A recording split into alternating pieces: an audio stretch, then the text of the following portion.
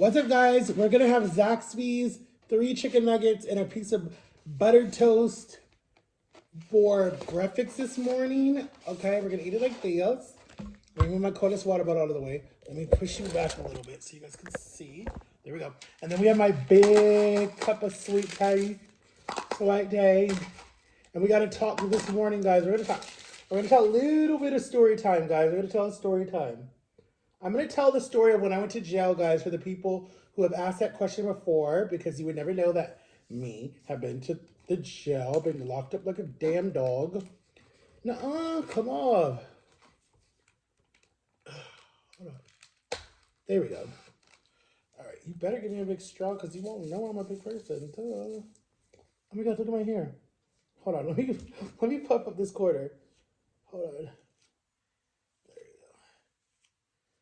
I gotta color my hair, guys. No one comment below what color you guys want me to do, so I guess I'm just gonna do red again.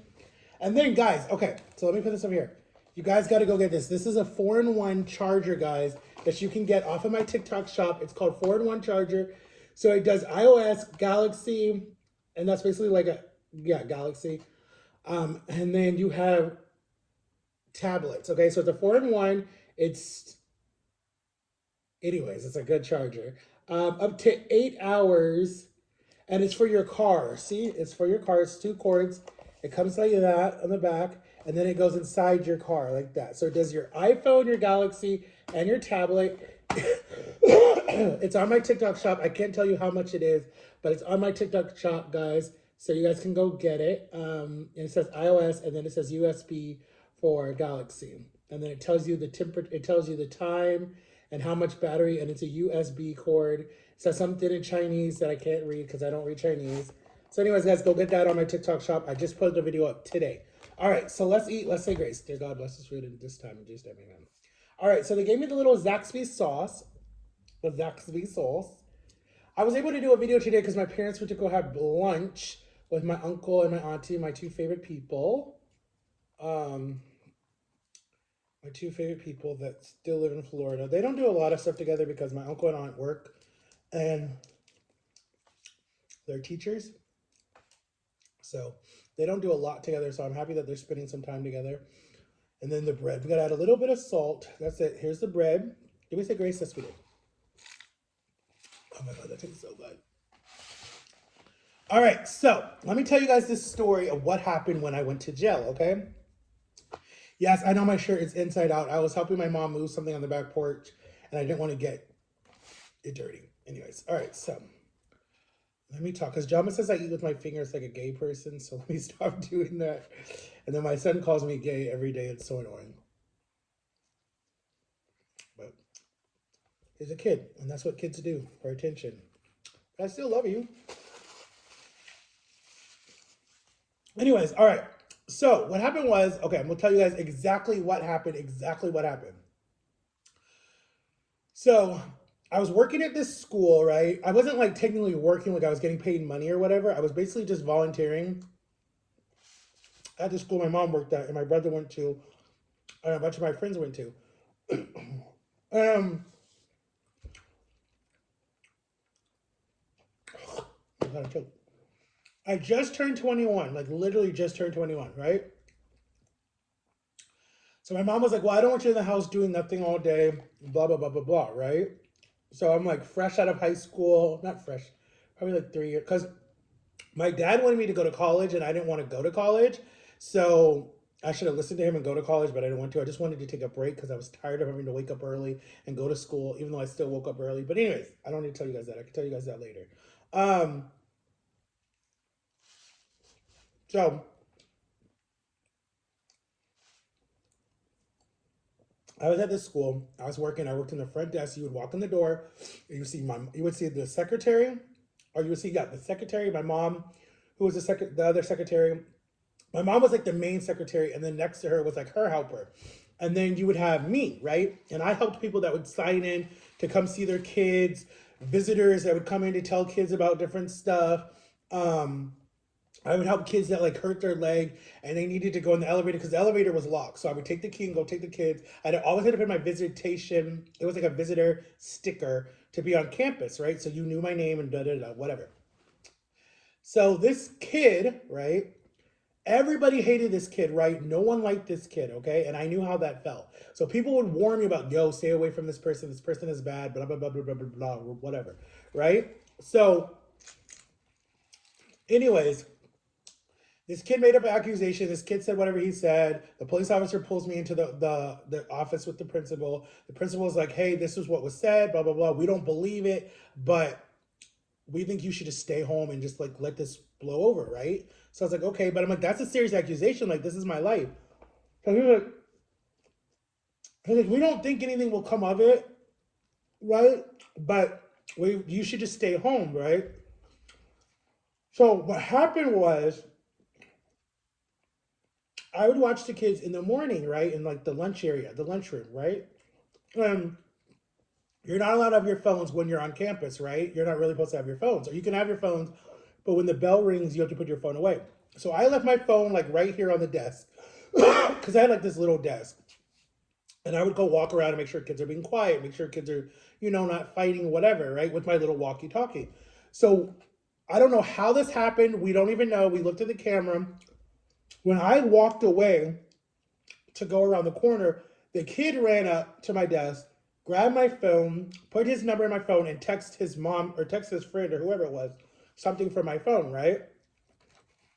So then I didn't know anything about it, right? So then, like the next day, and the week would go on, he started saying, or she or whoever, I don't remember who it was. They said that I was texting them inappropriate stuff. So I'm like, no, I'm like, what are you talking about? Like, I don't have your number. So I'm like going through my phone and I'm like, Lolly. I was like, I had my best friend John in here. I was like, my ex, I had her in there. I had, well, I'm just gonna say my girlfriend. I had my mom, my dad, my sister, whoever. I was like, I don't even text, right? So I'm like, how am I texting you stuff? So I remember the principal called me in the office. The principal was like, Matt, can we see your phone with the officer, right, that's on campus? So he's like, yeah, yeah, yeah. So he looks at my phone. He's like, I don't see any text in your phone from like he says, they're saying you're texting them late at night, all day long, blah, blah, blah, blah, blah, talking to this person all the time, right? Remember, I'm 21. This person is like 15, 16, whatever it is, right? So they're trying to say that like that's not a good relationship or whatever it was. So I'm like, I'm not texting anybody, right? So then the principal was like, listen, Matt, we love you to death. We love you here, but we're just going to tell you to just stay home. Don't come back to school anymore. So I'm like, okay, that's fine.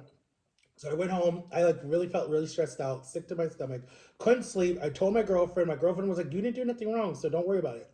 I was like, all right. Let my parents know I didn't do nothing. So they were like, okay, that's fine.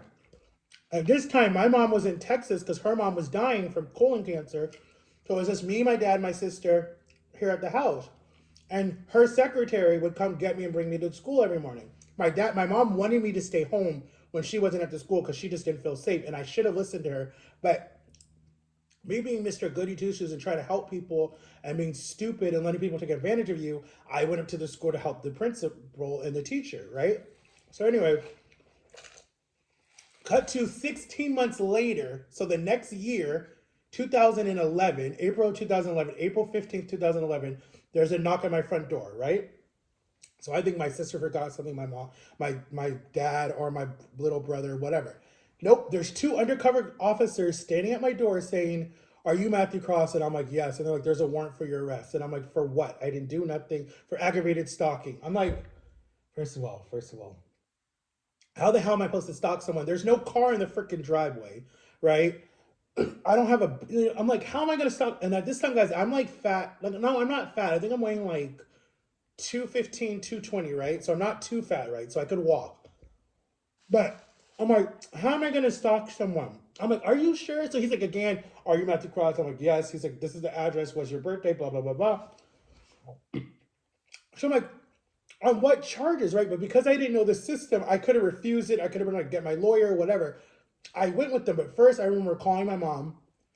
I'm like, Mom, the police are here, and she's like, what are you talking about? And she's like, let me talk to them. So I put them on the phone. They talked to my mom. My mom was like, what are the charges? Can you please wait until my husband gets home? No, man, we need to take him right now. If they want to come, they can come down to the Orange County Jail and they can look him up, whatever, or come find him. So I'm like freaking out. I'm not crying yet, but I'm like angry. I'm scared. Never been arrested in my life, ever, right?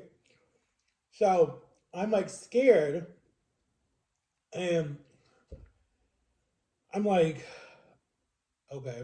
So then they're like, all right, you're gonna come with us. So I go with. They don't put me in handcuffs because I'm my family's big boned. We're not fat. We're just big boned on my adopted side, right? So my wrists were like really big. So the handcuffs would have been like that, right? They would have been hurting me. So the guy, there were two nice white officers, super nice, super polite, weren't mean like you see in the movies. They were just super nice. They knew they didn't even believe the charge, anyways. So he was like, you know what? I'm not going to put you in the handcuffs because it's going to pinch and it's going to hurt. So he put me in zip ties like you use for animals or to do something with the fence. And he took me out, put me in the back seat of his SUV. Two unmarked cars, right? You would never know they were cops. You would know they were just normal people in my neighborhood. And taking me away. I have to lock up the house, everything. They get off the phone with my mom. My mom calls my dad. He couldn't do anything. He was at work. Take me down to 33rd. That big ass door opens. The door shuts behind you. They get you out of the car. They take you in. They take your mugshot. They do your fingerprints. They give you time to call your whoever you want to call. You get like 15 minutes to call someone. And then they ask you all these questions. Do you have any medical issues? Blah, blah, blah, blah, blah. And then I'm trying to talk to this lady, like, please, can someone just listen to me? Because no one was listening to me. The lady's like, I can't do anything. This is just my job to take your vital signs and blah, blah, blah, blah. So then they're like, you're going to get a public defender.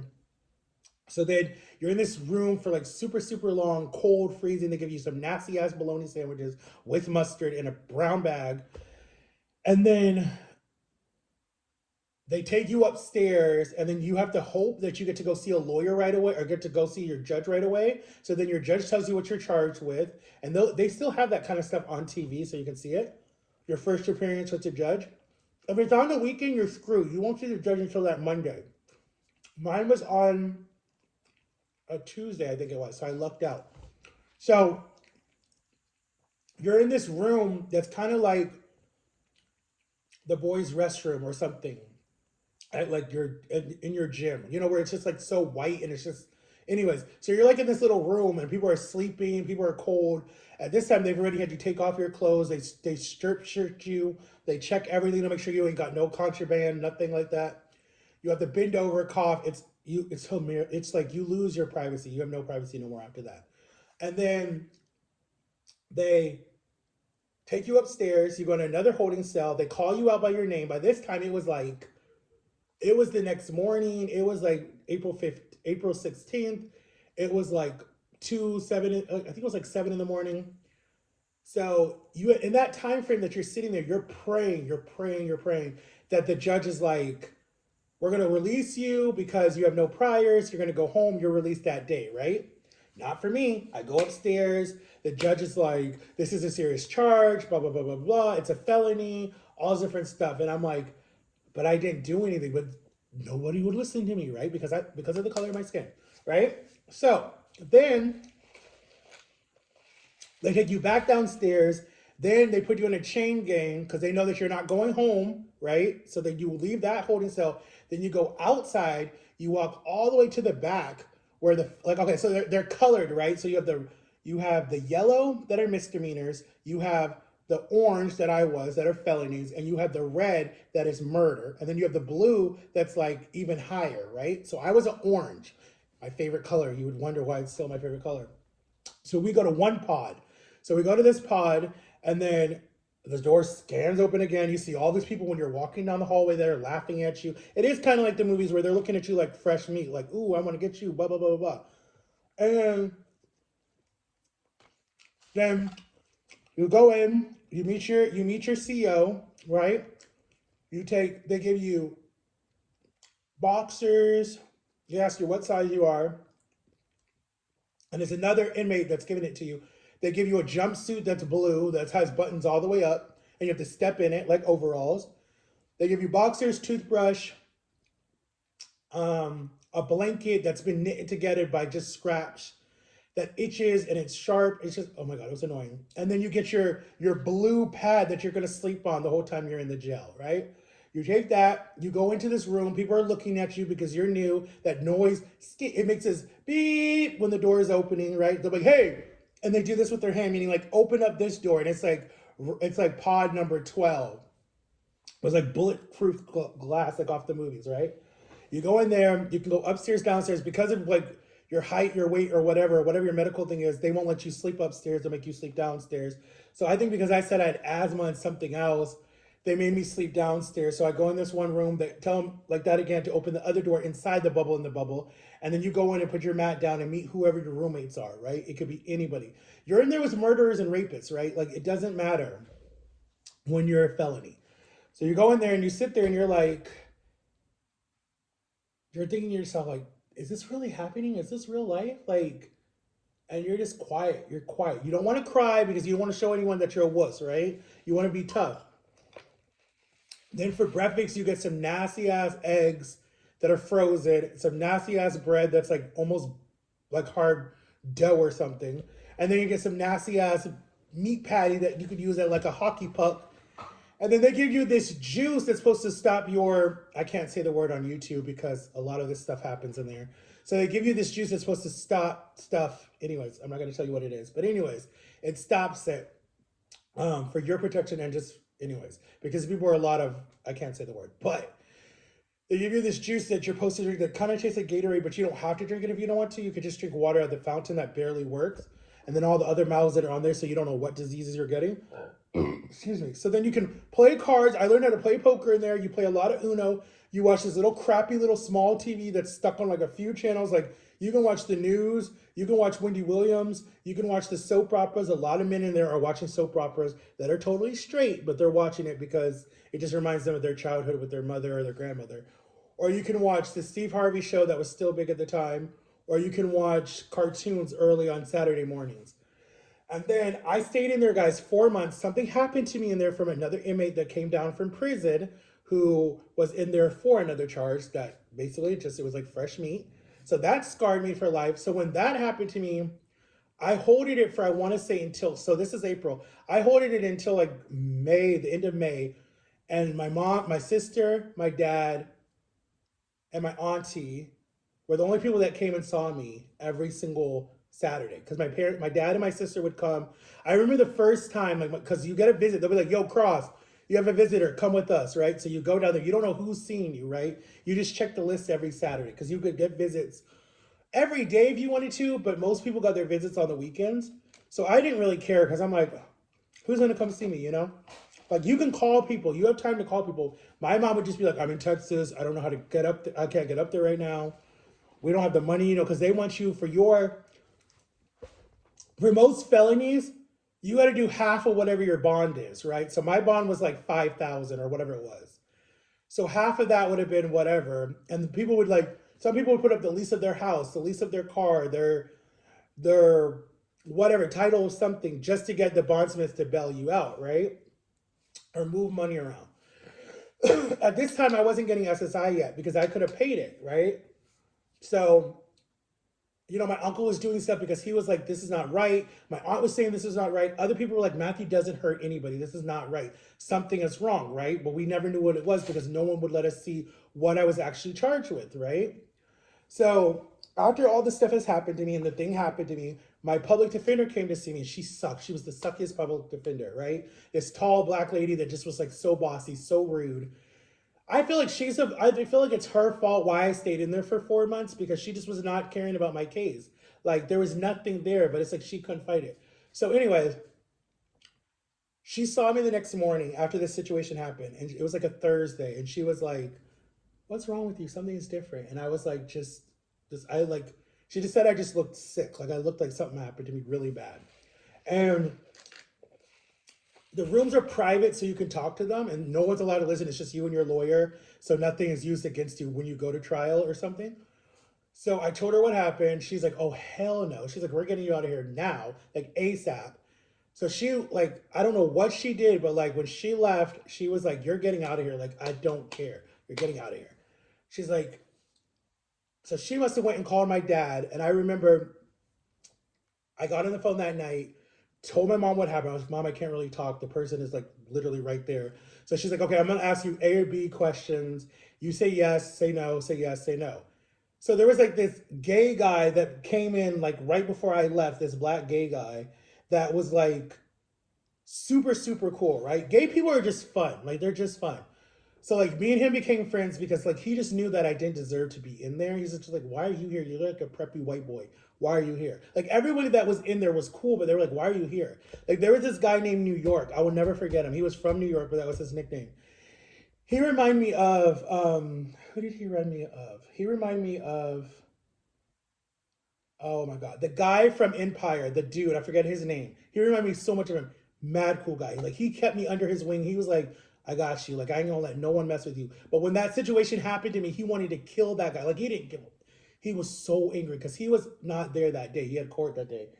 And they take you early in the morning to go to court. But he was so angry when he came back because he knew what happened. I just had to look at him and he's like, I'm gonna kill this. Like he's like, nah. So, anyways, because he was trying to like get his girl on the outside to look up what they had me charged for because he's like, something's not right. And he's like, I'm not gonna let you go down like this. Like he's like, I got you. And his girl was like, I forget, but he was like trying to get people to look up my case because he's like, something's not right. So, anyways, I told my mom everything happened. She threw up, she cried, she was angry. She all the way in Texas. She's like, we're getting you out of here. Like tomorrow morning, you're getting out. She's like, I'm not playing. She's like, I told your dad to do everything. I don't care. We're getting you out of there because like no one messes with her kids. Like my mom would have, that whole place would have been done. So I remember my dad got the next morning. They called me. They're like, Cross, pack it up. And I'm like, for real? Where am I going? And like, I remember they got me out. Told all my people goodbye. Told all my people like I'm gonna look them up. I'm gonna help them up. I'm gonna come visit them. All that stuff, right? So I get out. They before they let me out, they make me talk to the head chief person of the jail, whatever, to write a statement letter. And like I write, they're like, no, we're gonna write it for you. And so I'm telling them all this stuff that happened. So then when my mom gets to see it, she's like, my son don't even talk like this. So I know that this is a lie. So, anyways, so then I come home. It's so weird, guys, because when you're violated and something happens to you, you're scared. Like you don't want no one to touch you. You don't want nothing to happen to you, right? So when I came home, everything just looked so weird to me. Like this house looked weird. This house looked big to me, like super, super big to me because I was in a small little room. And then when I came home, my sister gave me a hug. She was crying. My little brother, like, he gave me a hug. I don't know if we were talking as much, but I just remember like he was like happy to see me. And then I know like I went and took a shower and just washed off everything. And then I remember I just slept so good and didn't have to be scared and didn't have to look over my shoulder. But dude, I was damaged already. Like my life was, I lost my innocence in that jail. So, anyways, so then I remember my best friend John, he called me when he found out that I was out. Because one, he was shocked that I was in there. But when he found out I was out, he's like, I'm coming to see you like right now. And I remember like, he knocked on the door and like, they were thinking I was gonna come out like a thug, like, what's up, my bleep, bleep, bleep? And I thought I was gonna come out ghetto, right? And then when I saw John, a happy face, I remember I dropped to my knees and like hugged him because I was so happy to see him because like it was just the first happy face to see. And I knew like I was like he actually cared. Like I was so happy. And he's like, dude, we thought you were gonna come out like a thug and be like, super gangster or whatever. So we laughed about that now. But and then I remember I don't know when I saw my ex. I don't remember when I saw my ex and my son, but I know I saw them like not that far after that. And then we finally got a good public defender, right? Chelsea, I'll never forget her name. Skinny white woman, gorgeous, love her to death. She was like a godsend. She came and she's like, sweetie, let's go to trial. She's like, they ain't got nothing. Like she was so gangster. She's like, they ain't got nothing. Let's go. I'm ready. Let's go. So I get put on house arrest, right? We wanted to sue the jail system. Like I could shut down the jail system. I know so many stories right now. They're lucky I did not do a tell-all book. That place would have been so investigated. It would have been all over the news system. I know so much about the jail system in the state of Florida. Don't play with me because I know a lot about them. Um, but I didn't want to do, God doesn't say replay evil with evil, but with good, right? So I didn't want to do that, but I thought about it. Anyways, so we go to trial, right? Or we go to court, like pretty much the whole 2011 into 2012, we're dealing with this dark cloud over my, like I had to leave the house at 6 a.m. in the morning and be home by 6 o'clock at night. There were times that I was late that I came very close to getting in trouble because they'll rearrest you if you're not where you're supposed to be. This person kept saying that I was stalking them. I swear to you not. The cops were at my house. I swear to you, every single night. If they heard any little noise outside their house, they thought it was me, right? They were so mentally ill. Their mother was too.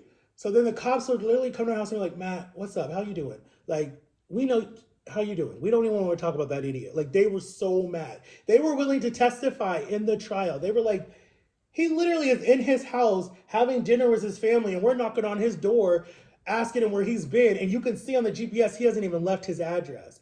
And I'm not promising you, it'd be like midnight, 3 a.m., 4 o'clock in the morning. I'm in my bed sleeping, and I'm getting woken up because this person's like, he's outside my room, call 911. It was so freaking annoying for 3 years. 3 years. So finally, we set a trial date because it kept getting pushed, right? So then I get this knot on my leg that I get from it, right? So it's called lymphedema. So finally, excuse me, my lawyer was able to get me off of house arrest. Sweet little me didn't even know when the thing comes off your leg, you're off of house arrest. I put myself still in house arrest for another year because I was so scared to go anywhere. I was so traumatized. When we went back to turn in the device, the lady's like, sweetie, when that thing came off your leg, you were allowed to do whatever you wanted to do. You were not on house arrest anymore. And I remember I asked them because I wanted to go to my cousin's graduation. She was graduating high school. I was able to go to her graduation. At this time, guys, I was putting on weight because I was eating out of depression and I was just scared. My addiction was food and my girlfriend and my son. Like the lawyer, like I saw so many counselors and they said, instead of dealing with what happened to you in there that is so vile and so evil, you turned to your addiction being your girlfriend and your son and food. That's why you gained so much weight. I gained like 100 pounds each year, guys, from after that thing because I was so hurt and so broken and so wanted to die. I was so done with life, so done. No one could relate to how I was feeling. And then the people that have had that happen to, they wouldn't talk to me. Like no one would tell me how to get through this. Like it happened to me twice in my life, right? So from the age of 4 all the way up until I was 15, and then again when I was 21. So I was damaged. I still am damaged, but still, people don't get that. People want to make fun of it. People want to laugh about it, and they don't understand how much that damages a person. It takes away their innocence, and it's so pitiful. And it's like people just don't get it. But anyways, so finally we go to trial, right? We set a date. We go to trial February of 2013, right? Or 12. I don't remember. My best friend John comes with me, and my aunt comes with me, and my mom. We all go to trial. We're there, right? We're sitting there. We're all ready, right? My lawyer comes out, and she's like, she's like, the judge is ready. The judge is looking over everything, and then the judge is like, the judge literally looks over everything, and the judge is like, asks the two lawyers to come front, right? And so she's like, let me talk to my client first. So then we go outside, and the other public defender that helps her boss, was like, sweetie, they ain't got nothing. So let's go see what we can argue because we can make them drop all charges or we can go to trial. We could sue them. And this judge is not playing. This judge is so mad at the whole system right now and is mad at this person. Come to find out, they had connections with the state attorney that they were able to get bogus charges against me because I guess her sister slept with the state attorney and he got fired for this, right?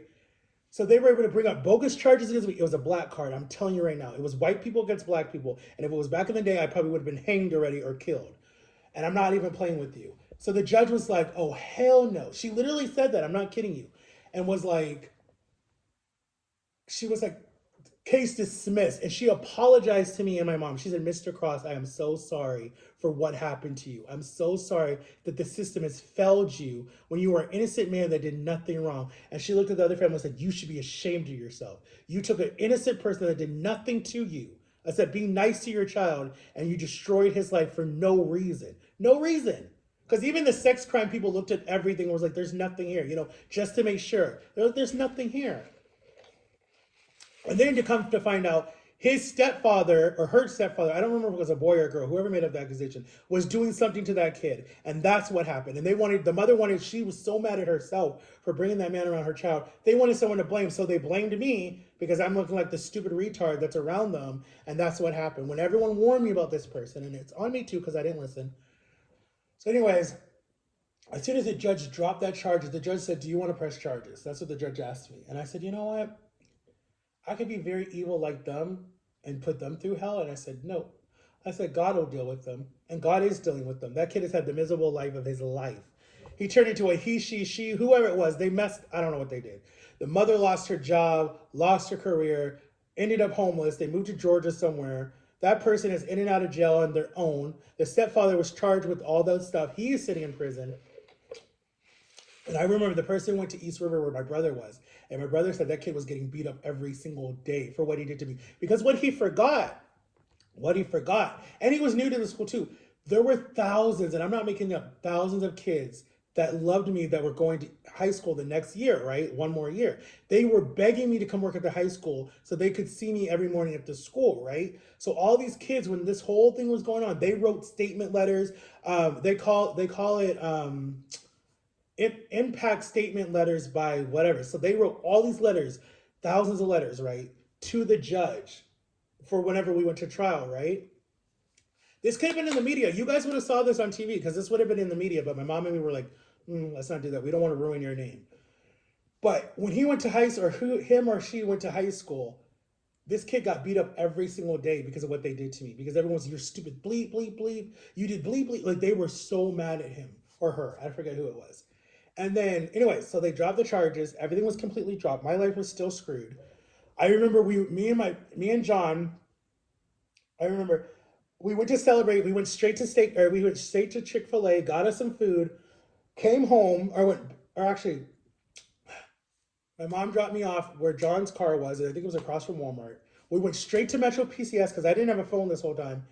Got myself a cell phone, went straight to my girlfriend's house, saw my girlfriend and my son, and we just, like that. I could take a deep breath because I knew it was all over. And we were like, and then my best friend John, his grandmother was like, I knew you were innocent. I knew nothing was like, and she was just like, I prayed for you. And I was like, thank you. And then I think the next week, that Saturday, me and my aunt and my uncle and my mom and my dad, we went to go celebrate at Golden Corral. And I still couldn't even eat really.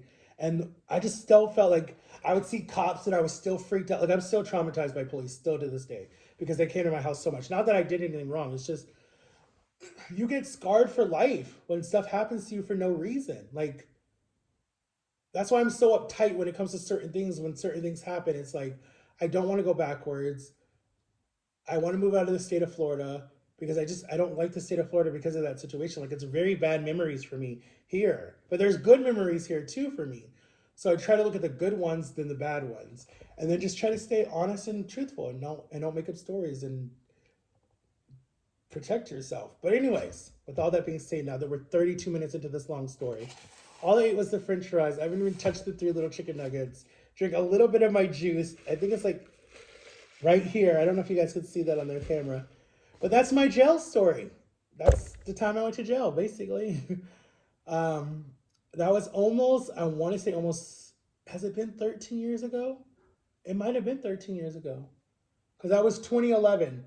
April 15th of 2011. So this April 15th, I think makes 13 years. I could be wrong. But, and then like for like the first year, so 2013, because I think it ended in 2012. 2013, every 15th of every April, I was always scared that it would happen again for whatever reason, right? I was always scared. But then, like, after 5 years, I was just like, you're okay, you're okay. And then, especially when Jama came in the picture and was like, okay, I'm done watching you be like a little wuss. You're going to become a man. We're going to make you a man. You're going to stop letting people use you. Then I was like, okay, I'm good. And then I put it behind me. And it still scares me sometimes. I still have flashbacks. I'm still dealing with what happened to me in there. Like, I still have a lot of PTSD from it. The doctor denied me. The doctor um, said that I have PTSD, post traumatic stress disorder from trauma in my life. And then just recently I was diagnosed with crippling depression. I'm like, what the hell is the difference? But okay. So I'm very like uptight when it comes to certain things because I've been hurt so bad from people that had no reason to hurt you. Um, so yeah, that might be why I come off tight, like uptight sometimes, and that's why I come off like very scared. And my dad now makes fun of me, like the sky is falling, the sky is falling. It's like I just have to be. I don't want to be the person that's like scared of everything. Like I do not want to allow that fear to happen to me again. I want to be like more like, okay, you got this. This could happen. You know, something cool could happen. Like, but I don't know. It still freaks me out. And people don't help when they make fun of you or they say something's about you or they re-trigger you. It doesn't help. Like my mom, I want to use her example. I don't know if it was last year. It might have been last year or the year before. I don't remember. We were in an argument and I told her what happened to me and she said something like, well, we don't know if that happened to you or not. And I'm like, I was like, wait a minute, wait a minute. So you're basically telling me that I would make up all of that for no reason? Like, who does that? Like, that's what I said. Like, like, I got so mad at her for that. So mad at her. So mad at her. I didn't talk to her for like a good month because that hurt me so bad. I literally cried because I was like, how dare you say that that happened to me? How dare you say that I made that up? Like, don't re-victimize. Like, my sister told me in the counselor's like, she re-victimized you. And then the next day to be like, that's not what I meant. I know that happened to you. I know that was the worst time of your life. But what she does, and this is what a narcissist does, they retwisted it. They try to put it back on you. Like, well, you didn't understand. You didn't comprehend. Like, I know exactly what she said. Your husband was there. He heard what you said, but he's going to take your side. Just like she didn't threaten me with scissors, and my sister was a witness to it, and the camera saw it. So, what are you going to say? That I made that up? So, be careful when you make fun of someone that's had that happen to them. Because God forbid that happens to you. Let's see how you act. Because you won't even be able to make it. Some people can't make it. When it happens to some people, they actually do their self because they can't deal with it. They can't deal with the disgusting feeling you feel like, how it turns you off to a lot of stuff because of what happened to you. But to make fun of someone, to say someone is gay because of it, to say someone's confused, to say someone is that's what they like, you're re-victimizing a person. So be careful with your words because I see that a lot on TikTok and a lot on YouTube. I'm making fun of people for that stuff that's happened to them, right? Like I never forget the whole Taylor Holder thing, right? He's a big YouTuber, big TikToker, whatever. A lot of people want to say that he did SA, right? But we don't know what happened, right? No one ever, and that kind of makes me frustrated is because like with everyone else, the people came forward, but because he was going to do a cease and desist, we never got to know what happened, and now he's a country star. And I'm not saying I'm taking sides because we don't know what happened, but still, I didn't think that that was fair because it ruined his name, literally ruined his name, literally almost made him wonder, you know what? But we don't know what happened, and he still won't say it. So it's like that's not fair when everybody else gets blasted, like Jeffree Star, all these different people. But you have to be careful. These women have to be careful. These men have to be careful. These kids have to be careful. Because when you make that accusation, you can ruin someone's life forever or well, just forever, basically. Because one, if I would have been charged with that crime, right? What I was looking at was 5 years and then have to go on a registry. So it would have ruined my life, even though I was completely innocent. My life would have been destroyed. I would not have even be able to be around anybody. None of my nieces or nephews, not even my son, not even have a kid because my life would have been destroyed because of one accusation that was not even true. So thank God I had people fighting for me. Thank God the lawyer was able to see right through, excuse me, was able to see right through the truth and saw that it was a fake charge. But there's other people that are literally sitting in prison who didn't do nothing wrong just because one person wanted to screw up their life and did it. They've made movies about it. So be careful what you say. I know when someone's really a victim. I know it because there's a certain thing. There's a certain thing when you're a victim when you can spot out another victim. Same with like domestic violence or anything like that. There's a thing that just goes off in my head that I know that you're a victim of some type of trauma. I can feel it. I feel it. I know when a person's not happy. I know when a person is going through something. I know when a person is being treated poorly because I go through it. So it's like I can see it in other people. Just like a person that's like, you can see a person doing something with a skateboard and you know they're a skateboarder. Or you can see a person doing something with like music and you're like, oh, you love to sing or something like that. Like I see people. I don't know. It's something God gave me. Like I know when someone's been a victim of something. Like I see it. That's why I've always wanted to be like a life coach or something just to help other people deal with trauma that don't know how to deal with it because it's a scary thing. It really is. And I'm tired of people victimizing, saying it only happens to women. It doesn't only happen to women, it happens to men too. And a lot of men are starting to stand up. Like I'm very proud of these men that are starting to stand up and own it and be like, it happened to me too. Instead of being so shy and scared, like, oh, I don't want people to know. You better man up and take it. Like, you better be like, this is what happened to me. Stop letting it only be the women because it's driving me crazy when it's only the women.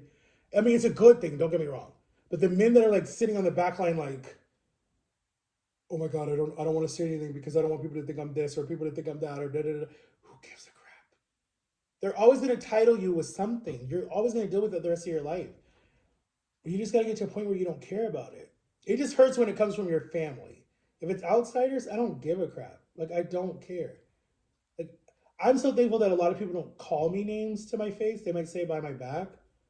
But even if they did say it to my face, I would just be like, you need education. You need to be educated. Like, where do you see me doing something like that? What makes me that way? But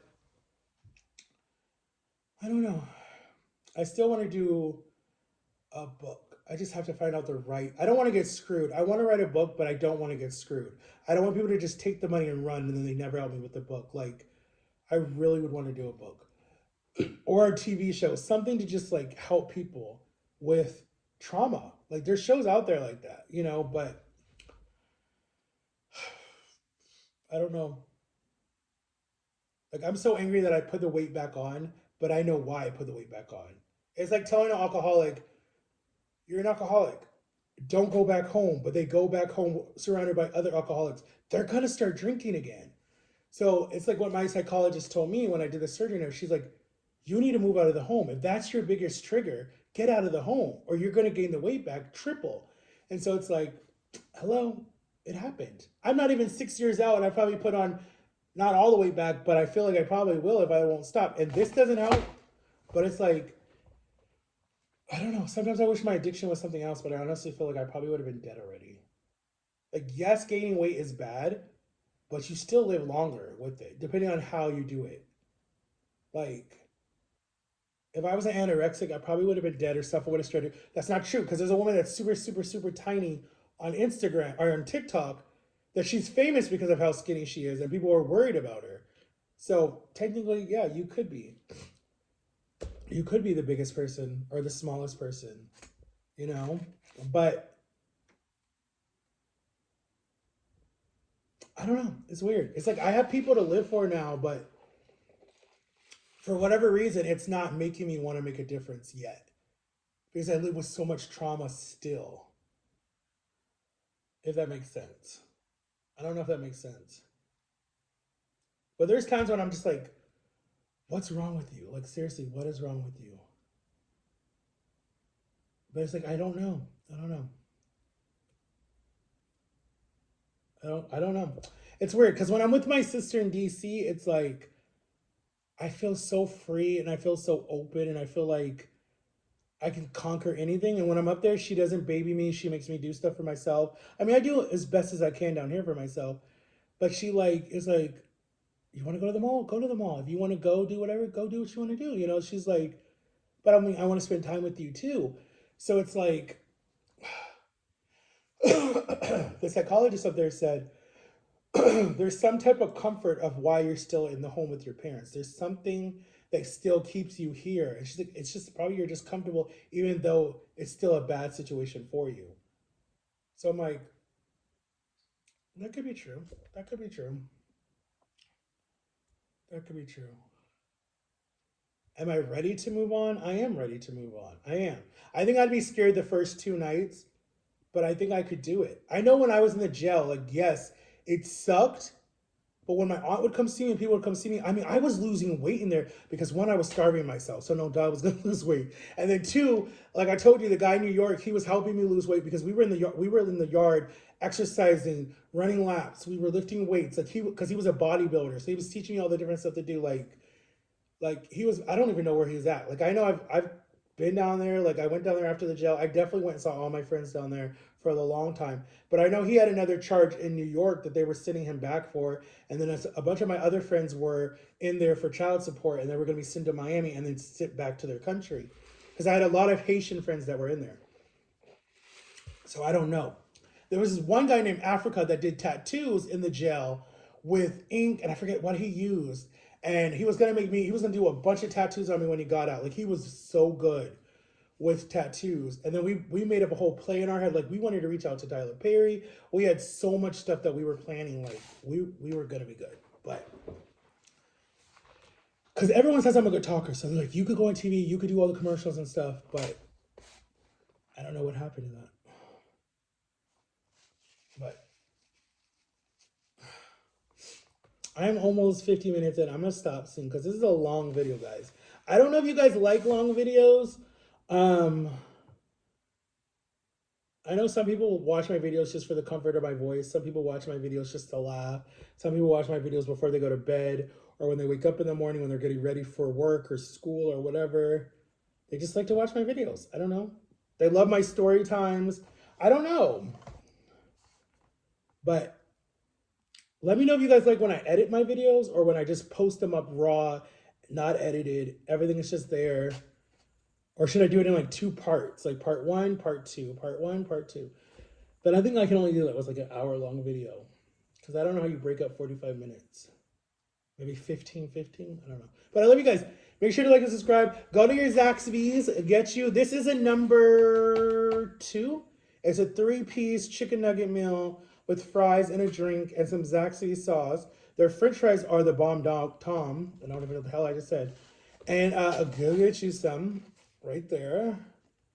And yeah, it is what it is, guys. It is what it is.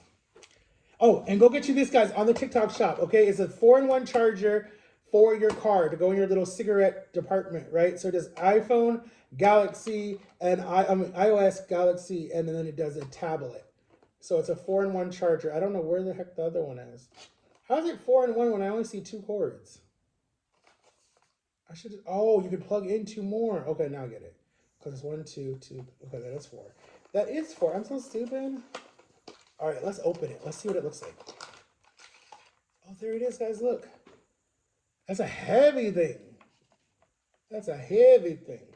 All from China. China, y'all making some good money.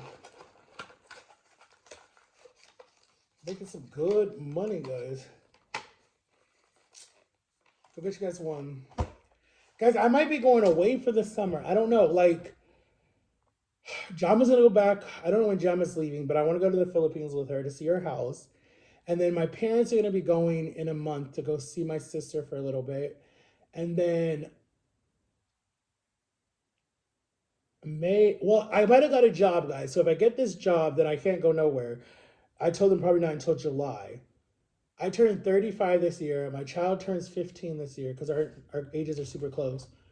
So we got to do something for his birthday. I don't know what I want to do for my birthday. I want to blog it, but half the people that I want to blog with don't want to be on YouTube, so I don't know how I'm going to do that.